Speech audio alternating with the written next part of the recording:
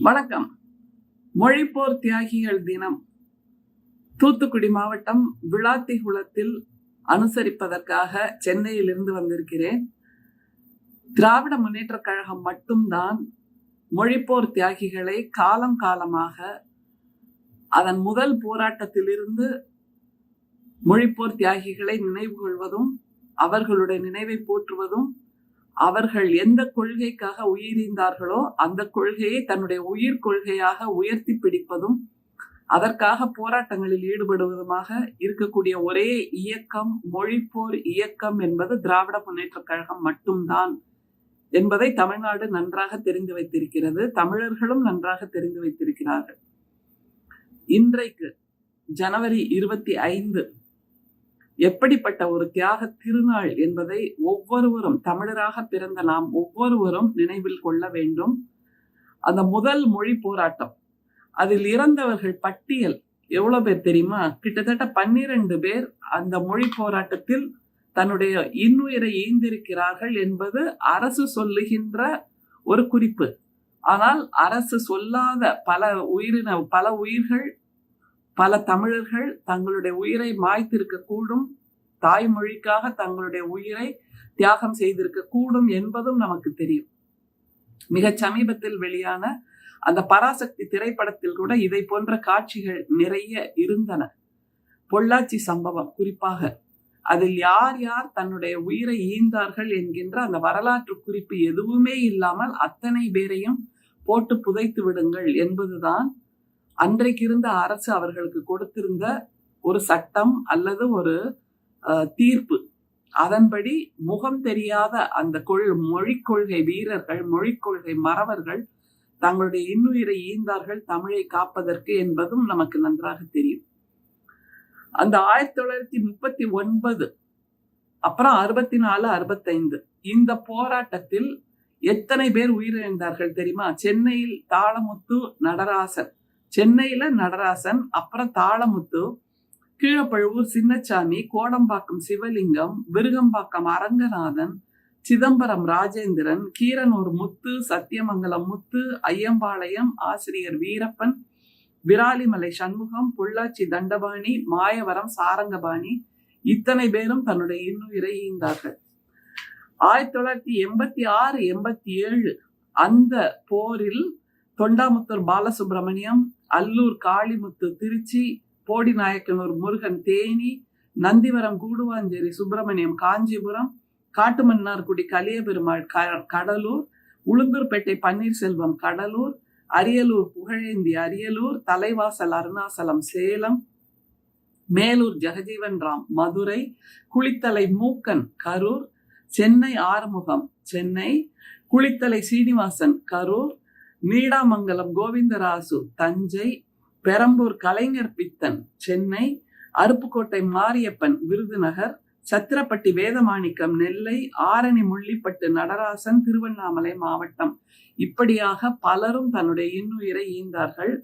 அதில் முக்கியமாக மருத்துவர் தர்மாம்பாள், இன்றைக்கு நம்முடைய மாண்புமிகு முதல்வர் அவர்கள் சென்னை மூலக்கொத்தளத்தில் இருக்கக்கூடிய தாளமுத்து, நடராசன் அவர்களுடைய நினைவிடத்திற்கு சென்று மலர் வளையம் வைத்து மரியாதை செலுத்தினார். அதே போன்று அன்னை தர்மாம்பாள் அவருடைய நினைவையும் போற்றினார் என்பதை நாம் பார்க்கிறோம். அன்னை தர்மாம்பாள் யார்? அதை கொஞ்சம் நினைவில் வச்சுக்கிட்டா இந்த நாளின் முக்கியத்துவம் நமக்கு நன்றாக தெரியும். தமிழ்நாட்டில் மாணவர் மன்றம் என்ற ஒரு அமைப்பை உருவாக்கி அதன் மூலம் பள்ளியில் இருக்கக்கூடிய மாணவர்களுக்கு தமிழ் உணர்வை விதைத்தவரில் அவர் மிக முக்கியமானவர். அவர் ஒரு ஆயுர்வேத மருத்துவர், சித்த மருத்துவர், டாக்டர் தர்மாம்பாள் என்று அவருடைய பெயர். தொழில் முறையில் அவர் ஒரு மருத்துவராக இருந்தார். மிகவும் வசதி வாய்ப்பை பெற்ற ஒரு செல்வந்தர் குடும்பத்து பெண்மணிதான் அவர். அவருடைய மருமகளும் அவருடைய பேர குழந்தைகளும் கூட இந்த மொழிப்போர் போராட்டத்தில் கைது செய்யப்பட்டார்கள். அப்படி கை குழந்தையாக இருந்த பேர குழந்தைகளோடு தர்மாம்பாளும் அவருடைய மருமகளும் சேர்த்து கைது செய்யப்பட்ட போது, அப்போது முதல்வராக அல்லது முதன்மை மந்திரியாக இருந்த பக்தவச்சலம் என்ன தெரியுமா சொன்னாரு? இவங்களுக்கெல்லாம் பால் வாங்கி கொடுக்க வக்கில்ல, அதனால சிறைக்கு வந்து சேர்றாங்க தானாகவே அப்படின்னு. இப்படி பால் வாங்கி கொடுக்க வக்கில்லாதவர் குடும்பத்தை சேர்ந்தவரா டாக்டர் தர்மாம்பாள்? அவர் மருத்துவராக தொழில் செய்து கொண்டிருந்தார். கம்பீரமான தமிழ் குடும்பத்து பெண்மணி. அதை தவிர தன்னுடைய பெரிய பங்களா, சென்னையில் இருக்கக்கூடிய பங்களாவை இந்த மாணவர் மன்றம் நடத்துவதற்காக தன்னுடைய வீட்டையே எழுதி கொடுத்திருந்தார் என்கின்ற பின்புலம் உடையவர் தான் டாக்டர் தர்மாம்பாள். இப்படிப்பட்டவரின் பெருமை, பெண்ணின் பெருமை எதுவுமே தெரியாமல், டாக்டர் தர்மாம்பாளின் மொழிப்பற்று அதை பற்றி புரியாமல், அப்போதிருந்த அந்த காங்கிரஸ் முதன்மை மந்திரி என்பவர் இப்படி கொச்சையாக பெண்ணை இழிவுபடுத்துவதாக, அவளுடைய உரிமைகளை, அவளுடைய உணர்வுகளை இழிவுபடுத்துவதாக பேசியதெல்லாம் வரலாறு தோழர்களே. அப்படிப்பட்ட மிக முக்கியமான தன்னுடைய கொள்கைக்கு உண்மையாக இருக்கக்கூடிய மறவர்களைத்தான் திராவிட முன்னேற்ற கழகம் பெற்றிருக்கிறது என்பதை நாம் நினைவில் வைத்துக் கொள்ள வேண்டும். சரி, தமிழை கொண்டாடலைன்னா என்ன ஆகும்? அதை முதல்ல கொஞ்சம் நினைச்சு பார்க்கணும்.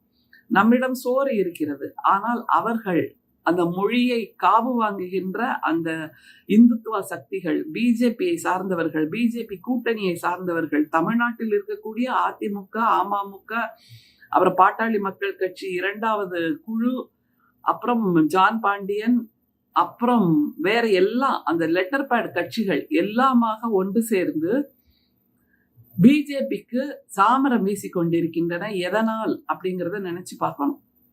பிஜேபி உள்ளே வந்தால் என்ன நடக்கும் என்பதையும் நாம் முதலில் நினைத்து பார்க்க வேண்டும். தமிழ்நாடு என்கின்ற அந்த பெயர் காணாமல் போகும்.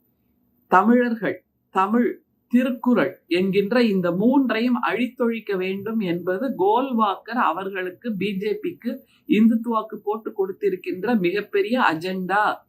அதன்படிதான் அவர்கள் ஒவ்வொன்றாக காவு வாங்குவார்கள் என்பதை புரிந்து கொள்ள வேண்டும்.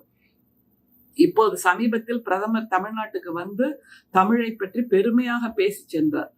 அவர்களிடம் ஏன் யாருமே கேட்கவில்லை? நீங்கள் ஒவ்வொரு மாநில தேர்தலின் போதும் தமிழர்கள் இழிவானவர்கள், வாழை இலையில் பழைய சோற்றை போட்டு உறிஞ்சி உறிஞ்சி தின்பார்கள் என்று சொன்னது யார்? அதே போன்று அந்த ரத்ன பண்டார் கோயிலின் சாவி தமிழ்நாட்டில் இருக்கிறது என்று தமிழர்களை, தமிழ்நாட்டை ஒட்டுமொத்தமாக திருட்டு பட்டம் கட்டியது யார்? இந்த மாநிலத்தில் எப்படி ஒரு தமிழன் ஆள முடியும் என்று உள்துறை அமைச்சர் பிரிவினைவாதம் பேசிய போது இந்த அதிமுக கூட்டணியில் இருக்கக்கூடியவர்கள்லாம் எங்கே போனார்கள்? எங்களை எப்படி நீங்கள் இழிவுபடுத்தலாம் என்று யாருமே ஏன் கேட்கவில்லை? செல்கின்ற இடங்களில் எல்லாம் தமிழை இழிவுபடுத்துவதும் தமிழர்களை இழிவுபடுத்துவதுமாக இருக்கக்கூடிய பிஜேபியின் கூட்டணியில் அதிமுக சென்று சேர்ந்திருக்கிறது. அவரோடு சிங்கி அடித்துக் கொண்டு, ஜால்ரா அடித்துக் கொண்டு மற்ற கட்சிக்காரர்களும் சென்று சேர்கிறார்கள் என்றால் இவர்களுக்கு தன்னலம் மட்டும்தான் ஒரே குறிக்கோளாக இருக்கிறது. திமுக எப்போதும் தமிழர் நலம், தமிழ்நாட்டு நலம், தமிழ் மொழியின் நலம் என்பதை தன்னுடைய கொள்கையாக வைத்திருக்கிறது என்பதை புரிந்து கொள்ள வேண்டும். நம்மிடம் சோறு இருக்கிறது. எதிர்பக்கத்தில் இருக்கக்கூடிய பிஜேபி மக்கள் விரோத கூட்டணியிடம் சாவல் இருக்கிறது. நம்மிடம் மருதாணி இருக்கிறது, அவர்கள் மெஹந்தியோடு உள்ளே வருகிறார்கள். நம்மிடம் சேலை இருக்கிறது, அவர்கள் லெஹெங்காவோடு உள்ளே வருகிறார்கள். நம்மிடம் வணக்கம் இருக்கிறது, அவர்கள் நமஸ்காரத்தோடு உள்ளே வருகிறார்கள். நம்மிடம் திருக்குறள் என்ற பொதுமறை இருக்கிறது, அவர்கள் மனு என்கின்ற அந்த இந்துத்துவ மறையோடு உள்ளே வருகிறார்கள். நம்மிடம் திருவள்ளுவர் இருக்கிறார், அவர்களிடம் கோல்வாக்கரும் சாவக்கரும் இருக்கிறார்கள். அவர்கள் தமிழ்நாட்டை காவு வாங்கு என்பதையே அந்த இந்துத்துவ சக்திகளுக்கு ஒற்றை கொள்கையாக அள்ளி கொடுத்திருக்கிறார்கள். பிஜேபி கூட்டணியினர் உள்ளே வந்தால் என்ன ஆகும்? அதை மிக சமீபத்தில் 2021 நம்முடைய மாண்புமிகு முதல்வர் முத்துவேல் கருணாநிதி ஸ்டாலின் அவர்கள் முதல்வராக பதவியேற்ற பின்பு நடத்திய ஒரு சட்ட திருத்தத்தால் நாம் உணர முடியும். அதற்கு முன்பு ஆட்சியில் இருந்த அதிமுக ஆட்சியில் பிஜேபியின் அழுத்தத்தால், பிரதமரின் அழுத்தத்தால் அவர்கள் என்ன செய்தார்கள் தெரியுமா? அதிமுகவில் இருந்த முதல்வர்கள் ஒன்றுமில்லை, டிஎன்பிஎஸ்சி என்ற தமிழ்நாடு தேர்வாணைய பணிக்குழு நடத்துகின்ற அந்த தேர்வுகளில் தமிழ் தெரியாதவர்களும் தேர்வு எழுதி தமிழ்நாட்டு வேலைகளை பெற்றுக்கொள்ளலாம். அதற்கு பின்பு நீங்கள் இங்க வந்து பணியில சேர்ந்த பிறகு 2 வருஷத்துல ஏதாவது ஒரு தமிழ் டெஸ்ட் எழுதி பாஸ் பண்ணா போதும் என்பதாக ஒரு சட்ட திருத்தத்தை செய்து அதன் மூலம் ஓபிஎஸ் இபிஎஸ் ஆட்சி காலத்தில் வட இந்திய இளைஞர்கள் தமிழ்நாட்டில் டிஎன்பிஎஸ்சி தேர்வை எழுதி தமிழ்நாட்டு இளைஞர்களுக்கான வேலை வாய்ப்பை அவர்கள் கபளீகரம் செய்து கொண்டார்கள். இந்த நிலை எப்போது மாறுச்சு தெரியுமா? நம்முடைய மாண்புமிகு முதல்வர் அவர்கள் பதவியேற்றவுடன் 2021 உடனடியாக செய்த சட்ட திருத்தம், தமிழ்நாடு தேர்வாணைய பணிக்குழு செய்கின்ற தேர்வுகளில் தமிழ் தெரிந்தவர்கள் மட்டுமே, தமிழை பாடமாக படித்தவர்கள் மட்டுமே தேர்வு எழுத முடியும். அவர்கள் தமிழ் தேர்வில் வெற்றி பெற்றால்தான் மற்ற தேர்வுகளை எழுத முடியும் என்பதாக ஒரு சட்ட திருத்தம் செய்து, அதற்கு பின்புதான் தமிழ்நாட்டு பள்ளிகளில், தமிழ்நாட்டு கல்லூரிகளில் தமிழ் மொழியில் தமிழ் பாடம் படித்தவர்கள் நம்முடைய டிஎன்பிஎஸ்சி தேர்வில் வெற்றி பெற்று தமிழ்நாட்டு வேலை வாய்ப்பை பெற்றார்கள் என்பதை நாம் புரிந்து கொள்ள வேண்டும். இப்படியாக தன்னுடைய நலத்தை காவு கொடுத்தாவது ஆட்சி அதிகாரத்தில் இருக்க வேண்டும் என்று அதிமுக பிஜேபி கூட்டணியினர் நினைக்கும் போது, எங்களுக்கு தமிழ்நாட்டு மக்களின், தமிழ்நாட்டு இளைஞர்களின் கல்வி வாய்ப்பும் வேலை வாய்ப்பும் தான் முக்கியம் என்று சொல்லக்கூடிய திராணி மிக்க, துணிச்சல் மிக்க, ஒன்றியத்தை எதிர்த்து நிற்கக்கூடிய அந்த தோள் வலிமை மிக்க, கொள்கை பற்று மிக்க நம்முடைய முதல்வர் அவர்களால் தான் நம்முடைய தமிழ்நாட்டு இளைஞர்களின் வேலை வாய்ப்புகள் காப்பாற்றப்பட்டிருக்கின்றன. பிஜேபியினர் உள்ளே வந்தால் என்ன ஆகும்? இப்போது சமக்ர சிக்ஷா அபியான் என்று சொல்லப்படக்கூடிய அந்த மும்மொழி கொள்கையை உள்ளே திணிக்கின்ற அந்த கல்வி கொள்கையை ஏற்றுக்கொண்டால்தான் உங்கள் குழந்தைகளுக்கான கல்வி நிதியை நாங்கள் விடுவிப்போம் என்று ஒன்றியம் இன்னமும் பிடிவாதம் பிடித்துக் கொண்டிருக்கிறது. அப்படியான நிலை இல்லாமல் மூன்றாவது மொழியாக இந்தி உள்ளே வருமானால் தமிழ்நாடு என்ற பெயர் மாற்றப்படும். தமிழ் மொழிக்கு இல்லாமல் ஹிந்திக்கும் சமஸ்கிருதத்துக்கும் இங்கே அதிகமாக நிதி ஒதுக்கப்படும். இங்கே இருக்கக்கூடிய கோயில்களில் இருக்கக்கூடிய அர்ச்சகர்கள் உத்தரப்பிரதேசத்து அர்ச்சகர்களை போல் அரசு ஊழியர்களாக மாற்றப்படுவார்கள். இடைசாதி இந்துக்கள் யாருக்குமே வேலை வாய்ப்புகள் இல்லாமல் பறிபோகும். பார்ப்பனர்கள், இடபிள்யூஎஸ் என்று சொல்லப்படக்கூடிய அரிய வகை ஏழைகள் மட்டும்தான் வேலை வாய்ப்பில் ஒதுக்கீடு பெறுவார்கள், கல்வி நிலையங்களில் ஒதுக்கீடு பெறுவார்கள் என்பதை நாம் நினைவில் வைத்துக் கொள்ள வேண்டும். இப்படியான சூழ்ச்சிகளில் இருந்து தமிழ்நாட்டை காப்பாற்றக்கூடிய வல்லமை நம்முடைய மாண்புமிகு முதல்வர் அவர்களுக்கு மட்டும்தான் இருக்கிறது. அதனால்தான் பேரறிஞர் அண்ணா சொன்னார், தீ பரவட்டும் என்று. என்ன தீ அது? மொழிப்போர் என்கின்ற, மொழி உணர்வு என்கின்ற அந்த பெரு நெருப்பு பற்றி எரிய வேண்டும், நம்மை காப்பாற்ற வேண்டும். நம்மோடு பேசுவதற்கு தாய்மொழி தமிழும், உலகத்தோடு ஒட்டி உறவாடுவதற்கு ஆங்கிலமும் போதாதா என்று ஒரு கேள்வியை அவர் கேட்டார். இன்றைக்கு இந்தியாவில் இருக்கக்கூடிய மாநிலங்கள் எல்லாமே விழித்து கொண்டு விட்டன. காரணம், அந்தந்த மாநிலங்களில் இருக்கக்கூடிய தாய்மொழிகள் காணாமல் போய் கொண்டிருக்கின்றன. இந்தி அந்த தாய்மொழிகளை காவு வாங்கி இருக்கிறது. இந்தி அந்த தாய்மொழிகளுக்கு கல்லறை கட்டி இருக்கிறது. இந்தி அந்த தாய்மொழிகளை சிதை நெருப்பில் வைத்து சாம்பலாக்கி விட்டது என்பதை அந்தந்த மாநிலத்து தலைவர்கள் இப்போது உணர்ந்திருக்கிறார்கள். இப்போது அவர்கள் சொல்லுகிறார்கள், திராவிட முன்னேற்ற கழகத்தின் மொழிப்பற்று கொள்கைதான் உண்மையிலேயே உன்னதமானது, அதனால்தான் அவர்களால் தமிழ் காப்பாற்றப்பட்டிருக்கிறது என்று.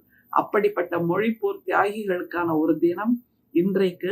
அந்த மொழிப்போர் தியாகிகளை நினைவு கொள்வோம். அதன் மூலமாக தமிழ்நாடு, தமிழர்கள் என்கின்ற அந்த 3 அறங்களையும் விழுமியங்களையும் காப்பாற்றிக் கொள்வோம். இல்லை என்றால் நம்முடைய மாண்புமிகு முதல்வர் அவர்கள் சொல்வதை போல் இனம் அழிந்து விடும்.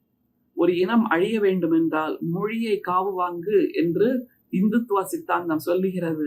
அந்த மொழியை காவு வாங்குவதற்காக பெரும் படையோடு பிரதமர் வந்து கொண்டிருக்கிறார்.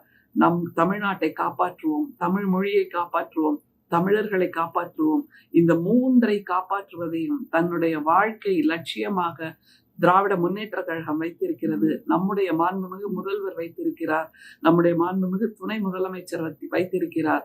அவர்களோடு சேர்ந்து நாமும் இந்த கொள்கைக்காக போராட்டங்களை முன்னெடுப்போம். அந்த உணர்வுகளை காப்பாற்றிக் கொள்வோம். நன்றி, வணக்கம்.